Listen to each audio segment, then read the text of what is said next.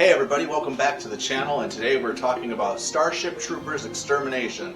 And I did get myself prepared for this game just by watching the movie, and I have to say, Johnny Rico should have taken that vacation. Funny enough, we actually had a huge fly infestation in our house this week, so I felt that this game was only appropriate to play and review alongside. Again, thank you to Off-World Industries for supplying me with a copy. Let's get started. Just as a little side note, this game is currently in early access, which means it is being developed. You will run into bugs and stuff like that. So anything that I'm saying now should be taken with a grain of salt, because even 3 to 6 months down the line from this review, things could very well have changed. In fact, just the player count in this game has gone from 12 to 16, I believe, in this time. But make sure you're staying up to date with this content as we continue with this review. Starship Troopers puts you in the role of the Mobile Infantry.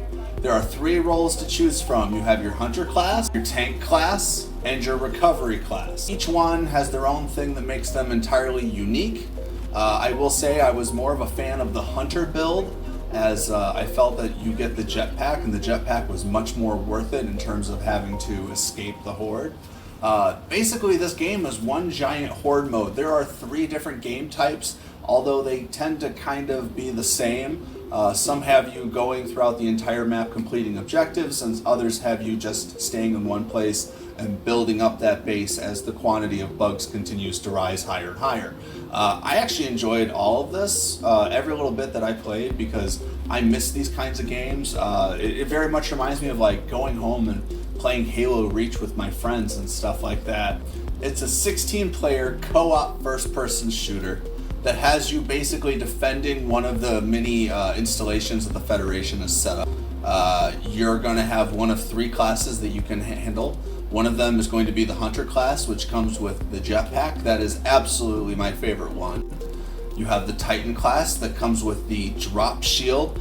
It is pretty cool, especially because other players can jump into the shield with you, and you can take damage, but it is a reduced amount. And then you have your support class, which comes with the, I believe it's a mobile medical unit, which basically can just revive everybody in the area, which is really helpful because you will have a lot of your teammates go down. The bug count as you go through these rounds just continues to get higher and higher and higher, and eventually you do end up completely overwhelmed. It's only a matter of time. Usually by wave 5 or 6, you and your teammates are starting to sweat, your bases of defenses are starting to crumble more and more and more, and you're having to repair stuff more often in between rounds. I really do enjoy this kind of stuff. I thought this game was a lot of fun to play. It was incredibly smooth, especially considering the fact that, one, you have 16 players in there at a time, as well as 400 something bugs spawning in, depending on what round you're playing.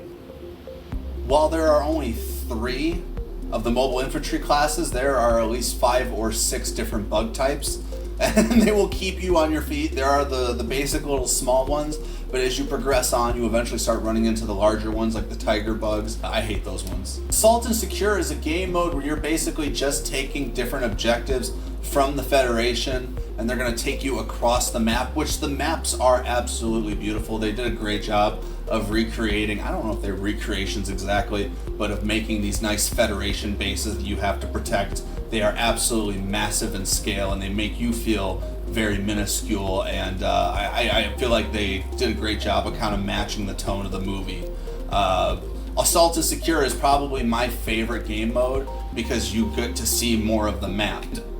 Then you have Horde mode, which is basically what it sounds like. It's just 10 waves of increasingly more difficult hordes of bugs. Again, really fun. You're just going to keep building up your base. You're going to keep earning more credits by killing bugs, and hopefully you make it to round 10. The third one, you're just basically protecting a machine that is gathering intel on the bugs. So again, I believe it's about 10-ish waves or something like that. I believe it's like 10 waves total. And that's pretty much all you do. Again, you're either going to get a victory screen or a defeat screen.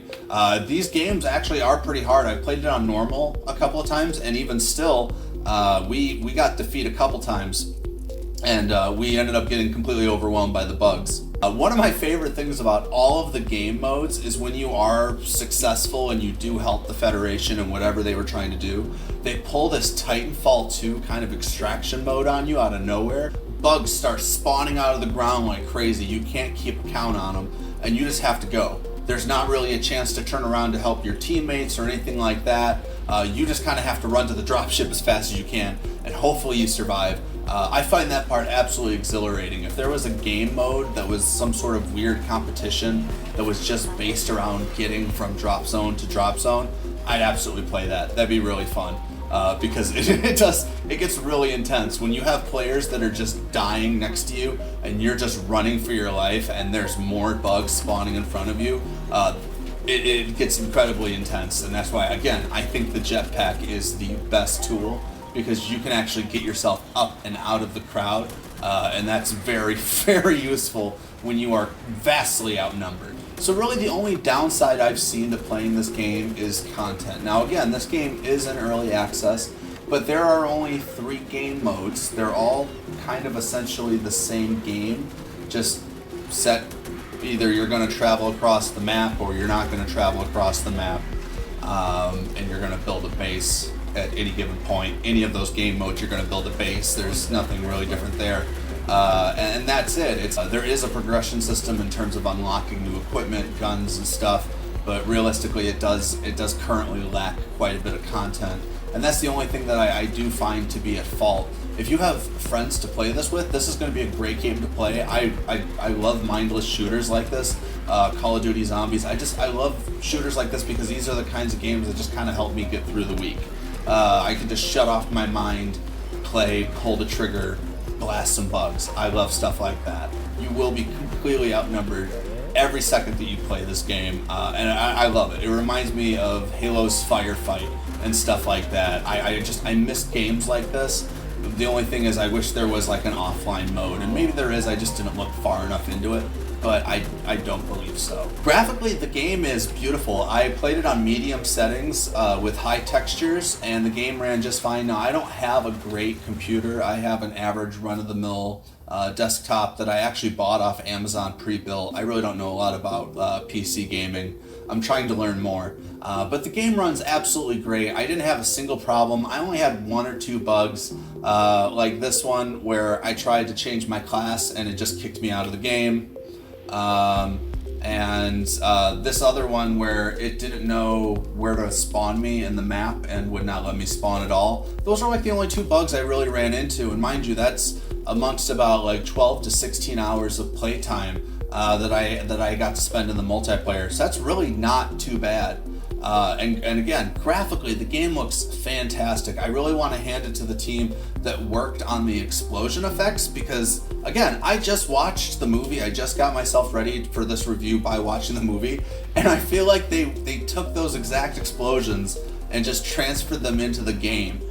When you're running and just shooting down hundreds and hundreds of bugs, this game turns into this bonanza of particle effects. It turns into a fireworks show of bug guts and explosions, and it's absolutely beautiful. That's it. That's what I wanted to talk to you guys today about. That's Starship Troopers Extermination. Again, this game is currently in early access, so things could be improving as you see this game. Even just a couple weeks down the road, there could be another update, and I'll have to change my review. I do plan on doing another review down the line once the game is fully released, because from what I understand, they do plan on putting this on consoles as well, and that'll be absolutely fantastic for the community. It was really nice to get to play a game with a bunch of people online that were actually focused on the objectives. Thank you guys so much for watching. Again, thank you again to Offworld Industries for giving me a review copy of this game to check out. It was a lot of fun. I really enjoyed it, and it was a great opportunity to learn a little bit more about Starship Troopers. So thank you guys so much for watching. Feel free to check out some other. Thank you guys so much for watching, and you have a great one.